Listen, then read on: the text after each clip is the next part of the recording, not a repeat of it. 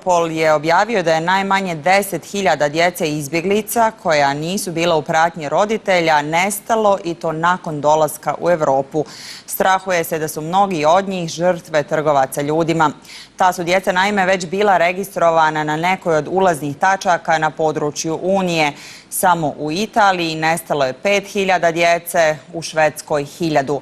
Prema podacima organizacije Save the Children, u Evropsku uniju je prošle godine ušlo 26.000 djece bez pratnje roditelja. Europol procjenjuje da su maloljetnici činili 27% od gotovo 1 milion izbjeglica, koliko ih je tokom 2015. stiglo u Evropsku uniju.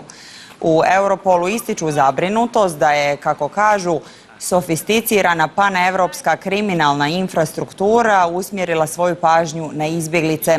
Smatraju da neće svi biti iskorišteni za kriminalne radnje, a da će dio biti vraćen porodicama, no da je izuzetno zabrinjavajuće što institucije Unije ne znaju gdje su, šta rade, niti s kim su. Pokušaj ljudi, uglavnom iz ratom zahvaćenih zemalja, da dođu u Europu sve češće završavaju tragično.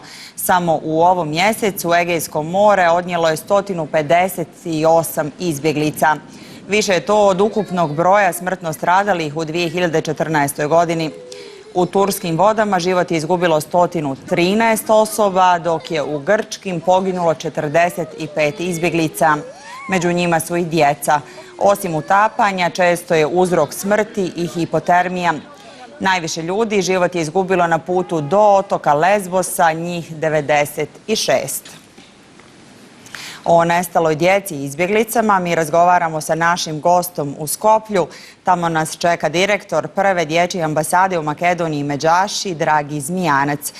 Gospodine Zmijanac, kako vi objašnjavate ovaj današnji izvještaj Europola da je na teritoriji Europe nestalo gotovo 10.000 djece izbjeglica? Nije samo da su 10.000 djeca nestali, već i da je brojka oko 270.000 koji su ušli u Evropsku uniju i da je taj broj od 10.000 nestalih djeca je djeca bez pratnje najbližeg roditelja ili rodbine. Ono što je prva dječja ambasada u Svetu Međaši kad je počela izbjeglička kriza iz Grčke prema Makedoniji i Srbiji, mi smo tražili od svih država u Europi da posvete maksimalnu pažnju za bezbednost djece. To znači da kad tranzitiraju obavezno treba da budu praćeni njihovim najbližim roditeljima ili rodbinom ili država gdje tranzitira da naznači staratelj koji će da se brine o toj djeci. Ili djeca da budu prihvaćene u kamp sve dok se obitelj ne spoji. Tako da ovo je veoma velika opasnost po bezbednosti djece i da Evropska unija i zemalja u Evropskoj uniji ozbiljno treba da budu pripravni jer trgovci sa djecom, dječjih organa, seks trafficking, prostitucija dječja i dječja pornografija može da uzme takav zamah da stvarno države koji dozvoljavaju tranzit bez rodbine ili staratelja budu na neki način i saučesnici u ovoj velikoj krizi koji se najviše na dječja leđa, rekao bih, doživljavaju te tragične situacije koji ne samo završavaju po život djece na Egejskom moru, već i kad tranzitiraju niz ovu rutu koju sam već spomenuo. Da, i kada uđu u Europu. A zbog čega se, po vašem mišljenju, policija evropskih zemalja tokom ove izbjegličke krize nije mogla ili ne uspijeva izboriti sa kriminalnim strukturama koje krijumčare djecu? To je interesantno da se razmotri sa aspekta da u stvari ova kriza, verovatno kriminalne strukture su bili pripravne da to urade puno mobilnije od onih koji u stvari treba da zaštitu djece. Postoji mogućnosti da možda su se infiltrirali u strukturama bezbednosti, a što mislim da je ono najstrašnije da nestale djeca bez pratnje je najlakše njima manipulirati i oteti ih. Ja moram da kažem da je to sram za sve društva, cijela Evropska unija, uključujući moju državu, da neozbiljno prihvate ove ljude ove djece koji su pobjegli iz vojnog ludila i onaj strah koji su doživjeli tamo. Mislim da prva i najbitnija karika koja treba da bude je Grčka, jer u Grčkoj mora da se regulira ovaj pravni osnov, a kad tranzitiraju preko Makedonije, Srbije, Hrvatske ili Mađarske, onda mislim da država mora, kako što sam rekao na početku, ako ih ne spoji sa najbližim obiteljem, da naznači po službenu dužnost staratelj koji će da brine o njihovoj bezbednosti sve dok djeca ne tranzitiraju. Puno je propusta u tom lancu, a šta sada treba uraditi da se djeca pronađu i je li uopšte moguće pronaći ovu djecu? Pa moguće je, ja vjerujem da je moguće ako se konsolidira međunarodna zajednica, ako nevladine organizacije i međuvladine organizacije surađuju jednim sa drugima.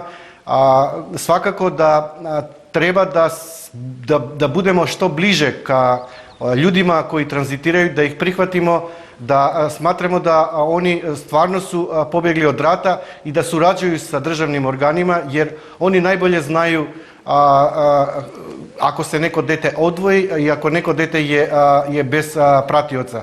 Oni treba da nam budu glavni, rekao bih, dojavljivači takve dece i preko njih mislim da državne strukture, policija, Interpol i Europol mogu da nađu te deca, da ih spoje sa obitelji i tako da se garantuje njihova bezbednost, njihov pravilni rast i razvoj. Jer slijedi jedna faza gdje ta deca moraju da budu uključena u obrazovni sistem, jer nepismenost, siromaštvo, glad i obespravljenost je veoma blizak do zloupotreba dece i njihovog rada, tako da mislim država mora da se mobilizira i da mora da garantira maksimalna bezbednost ove dece ili da ih prihvati sasvim prikladno onako kako što dolikuje jednoj demokratskoj državi da se brine o djeca koji su pobjegli od ratnog ludila ili da po svaku cenu nađe njihove roditelji i najbliže. Dječja ambasada Međaši je ranije još upozoravala upravo na mogućnost ovakvog scenarija. Vi ste stalno upozoravali na djecu koju ste evidentirali da prolaze u tranzitu bez roditeljske pratnje. Zašto vaša upozorenja nisu shvaćena ozbiljno? Zašto ništa nije urađeno?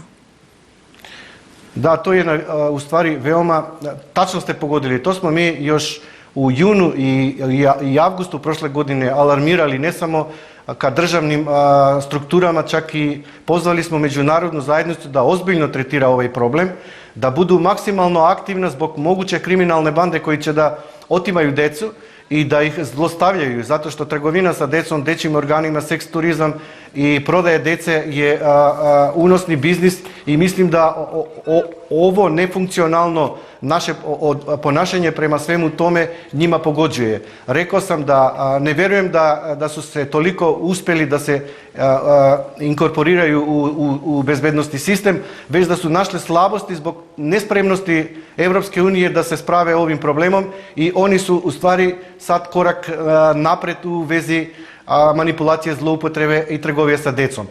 Mora države da se konsoliduju i mislim da pomoću izbjeglicama koji tranzitiraju, oni su nam glavni svedoci koji mogu da nam pomogne da ovu decu sastavimo pod hitno sa njihovim najbližim. Hvala vam najljepša na izdvojenom vremenu. Bio je to Dragi Zmijanac, direktor prve dječje ambasade u Makedoniji, Međaši. Austrijska